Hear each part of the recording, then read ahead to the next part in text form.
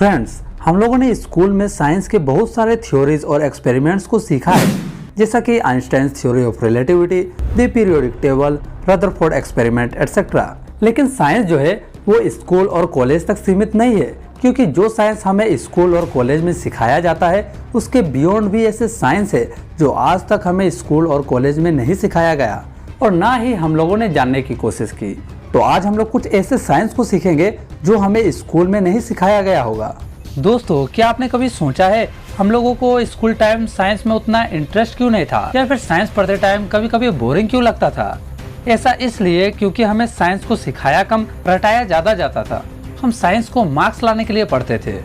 दोस्तों, ये हमारे चैनल के अमेजिंग रैंडम फैक्ट्स का पहला एपिसोड है। तो आज आप लोग अमेजिंग साइंस फैक्ट्स को जानोगे, जिसके बाद आपके मुंह से एक ही सेंटेंस निकलेगा, how is this possible.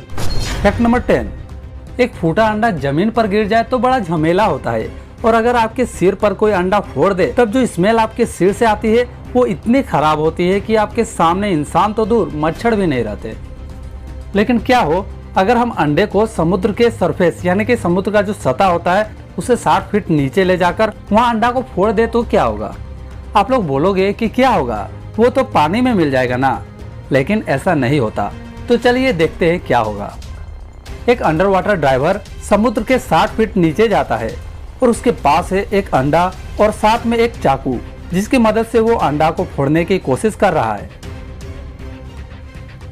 Oh my God, ये क्या है? ये जो अंडा का जो पीला पार्ट होता है ना, यानी कि जो पीला भाग होता है, वो एक जेलीफिश की तरह देखने में लग रहा है। आपको भी लग रहा है ना? जब ड्राइवर अपने उंगलियों को गोल गोल घुमा रहा है तो वो अंडे का जो पीला पार्ट होता है ना, वो उसकी तरफ मूव कर रहा है। ये दिखने में काफ़ी अच्छा लग रहा है। जैसे कि आप लोगों ने देखा होगा कि जो जेलीफिश होता है वाटर में जब तैरता है ना, उस टाइप का ये लग रहा है। फैक्ट नंबर 9, क्या आपको पता है वाटर सेम टेम्परेचर पर बॉईल और फ्रीज कर सकता है? आप सोच रहे होंगे कि ये कैसे होता है भाई, वाटर का बॉइलिंग पॉइंट तो 100 डिग्री सेल्सियस होता है और इसकी फ्रीजिंग पॉइंट की बात करें तो वो 0 डिग्री सेल्सियस होता है। Then how is this possible? अगर आपको नहीं पता तो मैं आपको बता दूं कि इस फिनोमिना को ट्रिपल पॉइंट कहते हैं। ऐसा तब होता है जब प्रेशर और टेम्परेचर एक पॉइंट में होता है, जहां उस सब्सटेंस का तीनों phase solid, liquid and gas thermodynamic equilibrium में को एग्जिस्ट करता हो, तब ये पॉसिबल है, जैसे कि आप इस वीडियो में देख सकते हो। फैक्ट नंबर 8, ब्लैक होल के बारे में तो आपको पता ही होगा।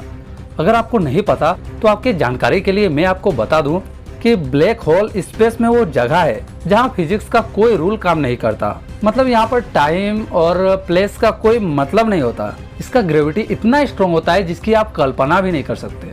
मतलब ये है कि इसके अंदर आप जो कुछ भी डालोगे वो बाहर नहीं निकलेगा। लेकिन क्या आपने कभी सोचा है क्या होगा जब ये ब्लैक होल इस तारा को निगल जाए? मतलब कि जो यहाँ पर तारा है और ये ब्लैक होल है, ये तारा को निगल जाए तब क्या होगा? तो चलिए नासा के इस वीडियो को देखते हैं। जैसे ही जो तारा होता है वो ब्लैक होल में घुस जाता है तो प्लाज्मा का एक विशाल जेट बाहर निकल जाता है, जो सैकड़ों प्रकाश वर्ष में फैला होता है।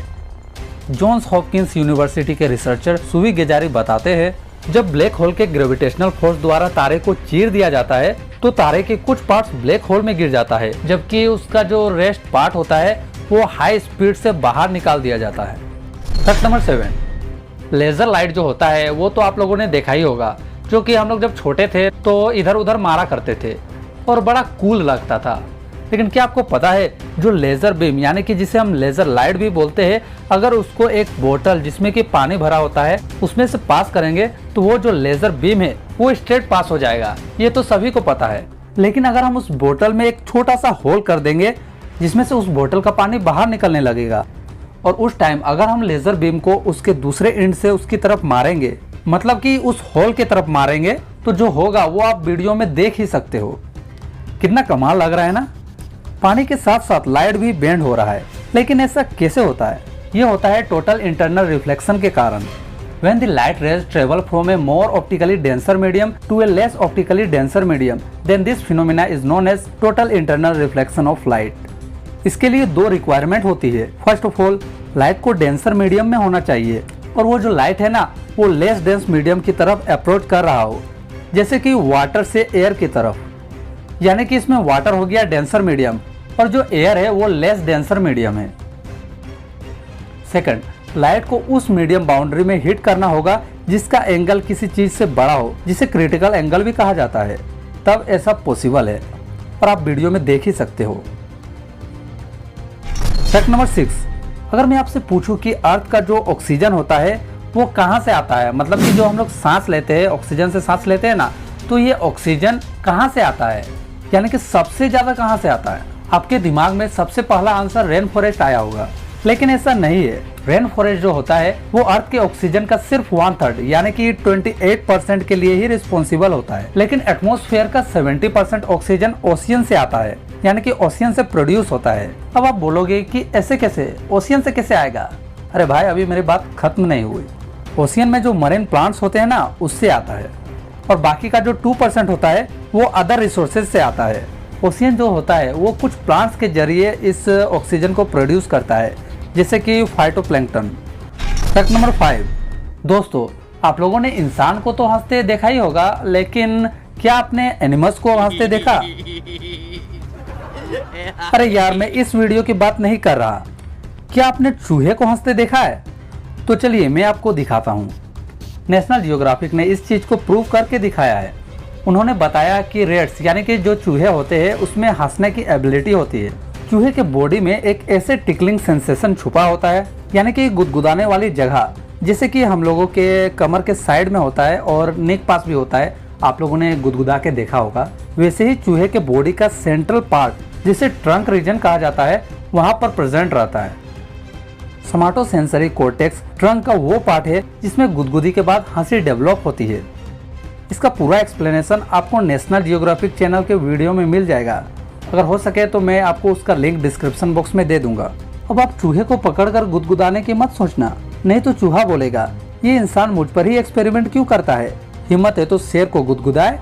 फैक्ट नंबर 4, चलो बताओ कि ऑक्सीजन का कलर क्या होता है।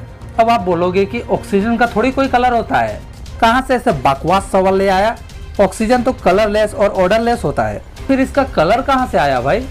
मेरे दोस्त, आपने सही कहा, ऑक्सीजन कलरलेस और ऑर्डरलेस होता है, लेकिन जब वो गैस फॉर्म में होता है। ऑक्सीजन की जो लिक्विड और सॉलिड फॉर्म होती है उसमें ये हल्का ब्लू टाइप को आपको देखने को मिलेगा, जो कि आप इस इमेज में देख ही सकते हो। ये लिक्विड ऑक्सीजन है जिसका कलर हल्का ब्लू है, और अभी के समय में लिक्विड ऑक्सीजन का यूज बहुत सारे इंडस्ट्रीज में किया जा रहा है, जैसे कि सबमरीन, एरोस्पेस और मेडिसिन में। फैक्ट नंबर 3, पीरियोडिक टेबल तो आपने देखा ही होगा, और उसमें बहुत सारे मेटल्स, नॉन मेटल्स, मेटलॉइड्स होते हैं, और सबका अलग अलग नाम होता है, जैसे कि हाइड्रोजन का H, लिथियम का Li और पोटेशियम का K एटसेट्रा। लेकिन क्या आपको पता है पूरे पीरियोडिक में 2 लेटर्स J और Q नहीं है, मतलब कि आपको पीरियोडिक टेबल में A से लेकर Z तक सारे लेटर्स मिल जाएंगे, 2 लेटर्स J और Q नहीं है।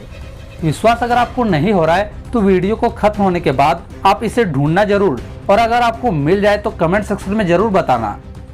फैक्ट नंबर 2, जैसा कि आप इस वीडियो में देख रहे हैं, बॉल कैसे हवा में स्विंग कर रहा है, ये तो आपके लिए आम बात है, लेकिन क्या आपने कभी इसके पीछे का साइंस जानने की कोशिश की है? तो चलिए इसके पीछे का साइंस मैं आपको बताता हूँ। ये मैग्नस इफेक्ट के कारण होता है। अकॉर्डिंग टू मैग्नस इफेक्ट, अगर कोई ऑब्जेक्ट हवा में स्पिन करेगा तो वो ऑब्जेक्ट हवा में लहराएगा, या फिर आप कह सकते हैं कि स्विंग करेगा, जैसा कि आप इस इमेज में देख रहे हैं। और ये हवा को चीरता हुआ आगे बढ़ रहा है, और एयर का जो प्रेशर है इसको रोकने की कोशिश कर रहा है। ये जो बॉल है ये बैक स्पिन के कारण इसका निचला हिस्सा फॉरवर्ड मूव कर रहा है, तो इसका जो टॉप का हिस्सा है वो बैकवर्ड यानी कि पीछे की तरफ मूव कर रहा है।